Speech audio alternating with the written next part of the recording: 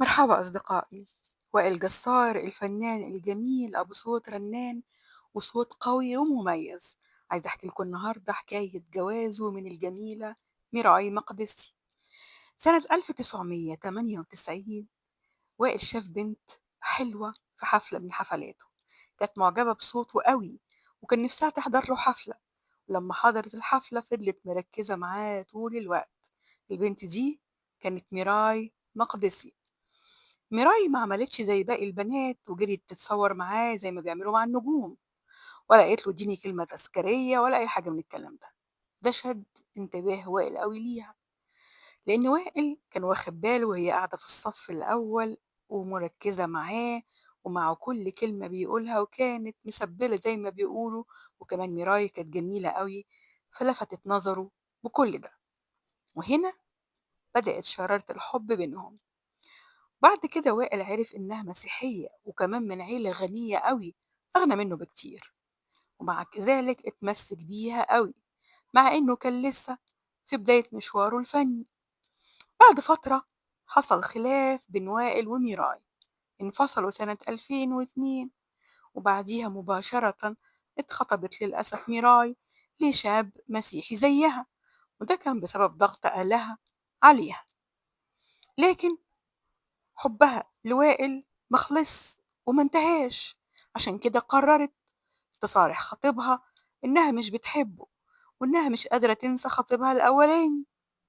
استغرب جدا من صراحتها، وبدل ما يسيبها اتمسك بيها أكتر وقرر يتجوزها. فضلت ميراي مخطوبة سنتين كاملين لخطيبها، وكل مرة يجي ميعاد الجواز تأجل الجواز بأي حجة من الحجج. وائل بقى كان بيحاول يعرف أخبارها من بعيد لبعيد، بس للأسف ما قدرش يشوفها ولا مرة. أما بقى ميراي فدخلت في التحضيرات النهائية للفرح، وده كان صعب جدا على وائل، إن يشوف اسمه بيكبر ونجاحه بيزيد كل يوم وحبيبته الوحيدة بعيدة عنه. بالصدفة بقى كمان شاف كارت الدعوة بتاعت فرحها عند أخته، مقدرش يسيطر على نفسه وعمل أغنية مخصوص سماها مشيت خلاص. الأغنية دي اللي وقتها كسرت الدنيا وعملت نجومية كبيرة قوي لوائل. قبل فرح ميراي ب9 أيام بالظبط قابلها وائل بالصدفة في بيت أخوه، لأنها كانت صاحبة مراته. وائل بكل أدب وبكل ذوق سلم عليها وبارك لها على الجواز، قامت هي كمان بدورها عزمته على الفرح. ولما استأذنت علشان تمشي قام وائل عمل حتة من الأفلام العربي، وده حقيقة حصلت. شدها وخدها في حضنه والاتنين دخلوا في نوبة من البكاء والحزن الشديد، وطلب منها تقلع الدبلة ووعدها إنه هيتجوزها فورا ويلبسها دبلته أول ما تفسخ خطوبتها. رجعت ميراي البيت وحكت اللي حصل لوالدها لأنها كانت ما بتخبيش حاجة عن عيلتها، وقالت لهم إن وائل هيتجوزها فورا أول ما تفسخ خطوبتها. لكن رد الأهل كان صادم. قال لها والدها انت شايفاني طبال ولا ابنك رقاصة عشان تتجوزي مغني؟ انت ناسية انت مين وبنت عيلة مين. واتصدم أكتر لما عرف إن وائل مسلم، لأنه كانوا فاكرينه إن هو مسيحي زيه زي وائل كفوري، لكن هو معروف إن وائل جسار مسلم. وقتها كمان الأب مد إيده على بنته لأول مرة في حياته، لكن الموقف ده عقد الأمور زيادة وخلى ميراي تفسخ الخطبة وقطعت قطعت دعوة الفرح بتاعتها وكلمت وائل وهربت معاه.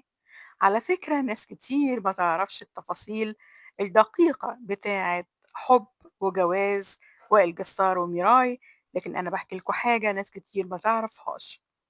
هربوا سوا واتجوزوا في بيت أخوه في البقاع، وده كان سنة 2005. وفضلت ميراي على خلاف كبير مع أهلها فترة طويلة، لكن نجاح وائل الملفت للنظر وأخلاقه العالية قدر يثبت لأهل مراته إنه الشخص المناسب.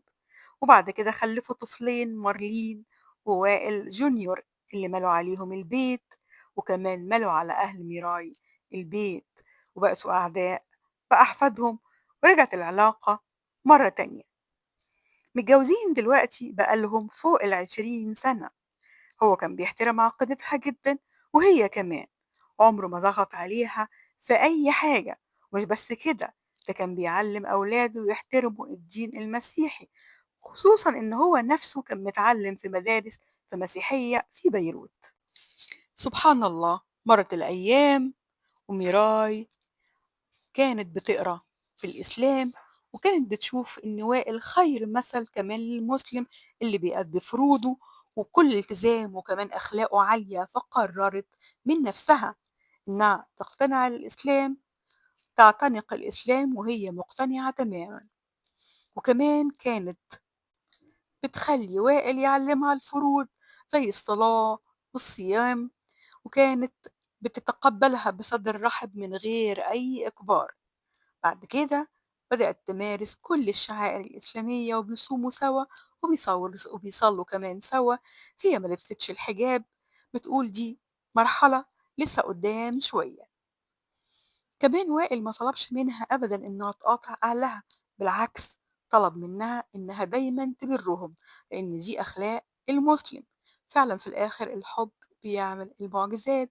نتمنى التوفيق والنجاح لوائل وزوجته ميراي الجميلة. دي كانت قصة حبنا النهاردة، قصة حب وائل جسار وزوجته الجميلة ميراي. وأنا أختكم همسة، ودي قناتي. من فضلكم ادعموني باللايك والاشتراك في القناة. شكرا جزيلا.